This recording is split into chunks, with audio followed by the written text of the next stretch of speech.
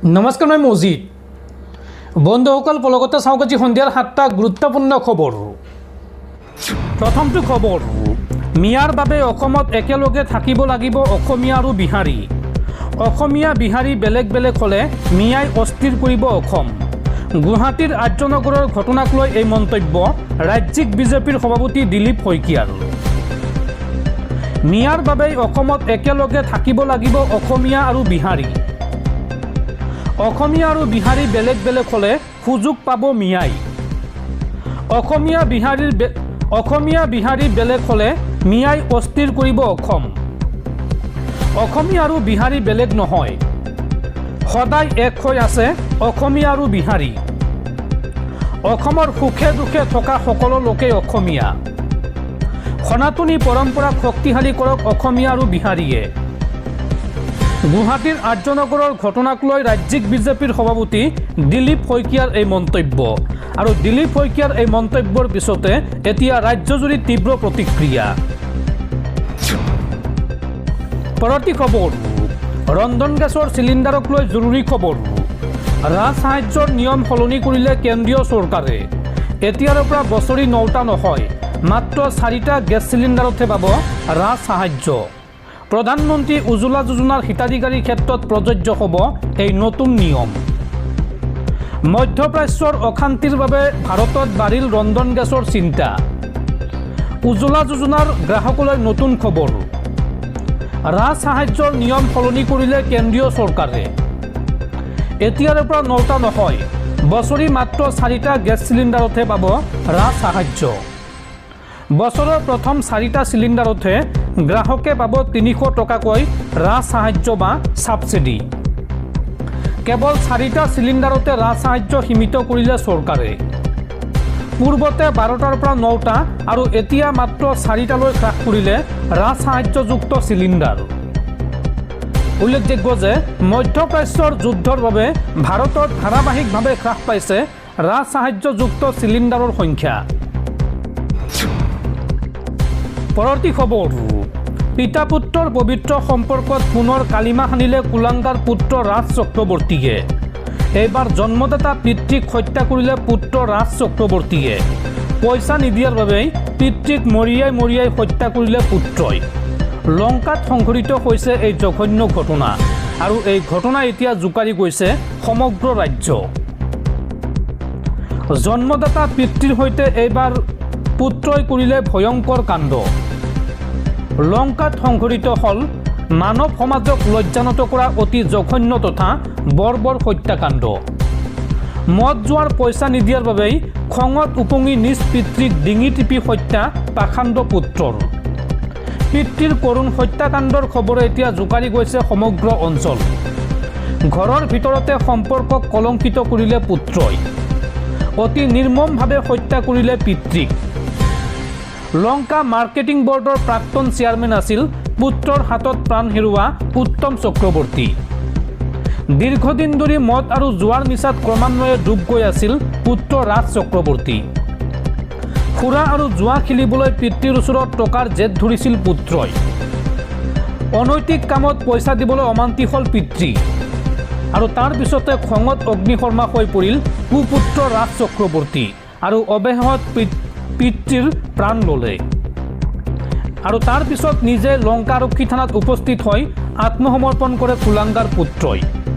আৰু নিজ মুখে আৰক্ষীৰ আগত স্বীকাৰ কৰিলে পিতৃক মৰিয়াই হত্যা কৰাৰ কথা। এই হত্যাকাণ্ডৰ সমগ্ৰ ৰহস্য ফাদিল কৰিবলৈ এতিয়া তীব্ৰ তদন্ত আৰম্ভ কৰিছে আৰক্ষীয়ে। দৰ্শকসকল, আৰু বহুতো গুৰুত্বপূৰ্ণ খবৰ আছে। তাৰ আগতে আপোনাক জনাওঁ যে যদি আপুনি এতিয়ালৈকে এইটো ভিডিঅ'ত লাইক কৰা নাই তেন্তে এতিয়াই ভিডিঅ'টোত লাইক কৰি দিয়ক। আৰু এনেকুৱা ধৰণৰ ভিডিঅ'সমূহ নিতৌ চাবলৈ চেনেলটো ছাবস্ক্ৰাইব কৰি কাষত থকা বেল আইকনটো প্ৰেছ কৰি ৰাখক। পৰৱৰ্তী খবৰ, অসমীয়া হ'বলৈ মিয়াক কাৰো প্ৰমাণপত্ৰ নালাগে। মিয়াসকল হাড়ে সিমুজীয় অসমীয়া। মিয়া মুছলমানসকলে জনগোষ্ঠী লিখিবলৈ ক'লে মিয়া জনগোষ্ঠী বুলি লিখক। এই মন্তব্য মন্দিয়া সমষ্টিৰ টিএমচিৰ বিধায়ক শ্বেৰমান আলী আহমেদৰ।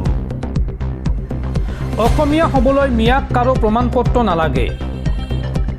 মিয়াসকল হাড়ে সিমুজীয় অসমীয়া। উজনি অসম নহয়, এতিয়াৰ পৰা মিয়াসকল যাব আমেৰিকা ইংলেণ্ডলৈ অসমীয়াৰ পৰিচয় দিবলৈ মিয়াক প্ৰয়োজন নাই প্ৰমাণপত্ৰৰ মিয়াৰ পূৰ্বপুৰুষসকল অসমীয়া জনগোষ্ঠী লিখিবলৈ হ'লে মিয়া জনগোষ্ঠী বুলি লিখক মিয়া মুছলমানসকলে মিয়াক লৈ নতুন সপোন মন্দিয়া সমষ্টিৰ টিএমচিৰ বিধায়ক শ্বেৰমান আলী আহমেদৰ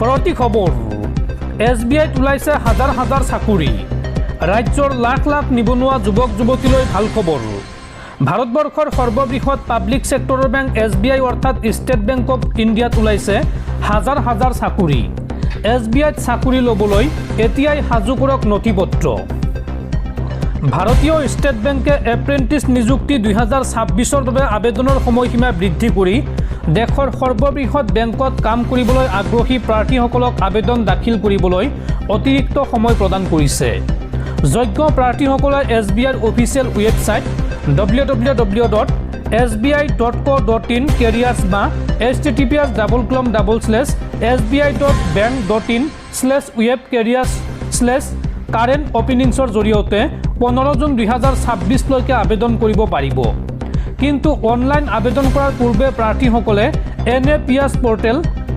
https://apprenticeshipindia.gov.in-ত পঞ্জীয়ন কৰিব লাগিব এই নিযুক্তিৰ বাবে আবেদন আৰম্ভ হৈছিল 19 মেৰ পৰা আৰু সময়সীমা আছিল 8 জুন কিন্তু এতিয়া ইয়াক 15 জুনলৈকে বৃদ্ধি কৰা হৈছে এই নিযুক্তি অভিযানৰ লক্ষ্য হৈছে দেশৰ বিভিন্ন ৰাজ্য আৰু কেন্দ্ৰীয় শাসিত অঞ্চলৰ মুঠ 7150টা এপ্ৰেণ্টিছ পদ পূৰণ কৰা এতিয়া চাওঁহক এই চাকৰিৰ যোগ্যতাৰ মাপকাঠি কি অৰ্থাৎ কি যোগ্যতা থাকিলে এই চাকৰিত আপুনি আবেদন কৰিব পাৰিব প্ৰথমতে আমি চাব লাগিব শিক্ষাগত অৰ্হতা সম্পৰ্কে দেশৰ যিকোনো স্বীকৃতিপ্ৰাপ্ত বিশ্ববিদ্যালয়ৰ পৰা যিকোনো শাখাত স্নাতক ডিগ্ৰীধাৰী বা সমতুল্য অৰ্হতা থকা প্ৰাৰ্থীসকলে এই নিযুক্তিৰ বাবে আবেদন কৰিব পাৰিব আৰু তাৰ পিছত আমি চাব লাগিব বয়সৰ সীমা এই পদসমূহৰ বাবে আবেদন কৰা প্ৰাৰ্থীৰ বয়স 2026 চনৰ 1 এপ্ৰিলৰ ভিতৰত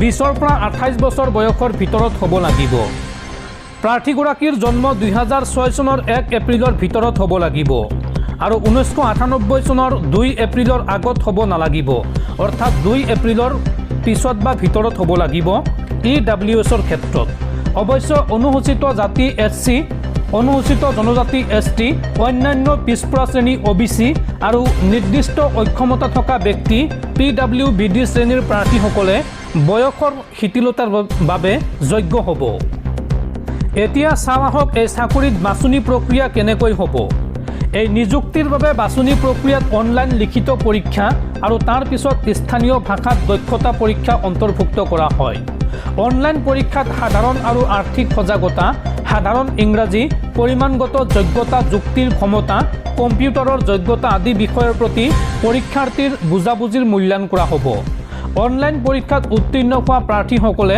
নিজ নিজ ৰাজ্য বা কেন্দ্ৰীয় শাসিত অঞ্চলৰ স্থানীয় ভাষা দক্ষতা পৰীক্ষাত অৱতীৰ্ণ হ'ব লাগিব আৰু উত্তীৰ্ণ হ'ব লাগিব কিন্তু দশম বা দ্বাদশ শ্ৰেণীত প্ৰয়োজনীয় স্থানীয় ভাষা অধ্যয়ন কৰা পৰীক্ষাৰ্থীয়ে স্থানীয় ভাষা দক্ষতা পৰীক্ষা দিব নালাগে এবছৰৰ বাবে চলিব SBIৰ এই এপ্ৰেণ্টিছশ্বিপ এই সময়ছোৱাত নিৰ্বাচিত প্ৰাৰ্থীসকলে মাহিলী 15,000 টকা ষ্টাইপেণ্ড লাভ কৰিব কিন্তু SBIৰ স্থায়ী কৰ্মচাৰীয়ে লাভ কৰা সুবিধাসমূহ তেওঁলোকে লাভ নকৰে য'ত আছে ডিয়াৰনেছ এলাৱেঞ্চ চমুকৈ DA হাউচ ৰেণ্ট এলাৱেঞ্চ চমুকৈ HRA provident fund pension medical benefit আৰু অন্যান্য সেৱাসমূহ এইসকল চাকৰিয়ালে লাভ নকৰে গতিকে ইচ্ছুক প্ৰাৰ্থীসকলে আজিয়ে আবেদন কৰক SBIৰ এই এপ্ৰেণ্টিছ পদত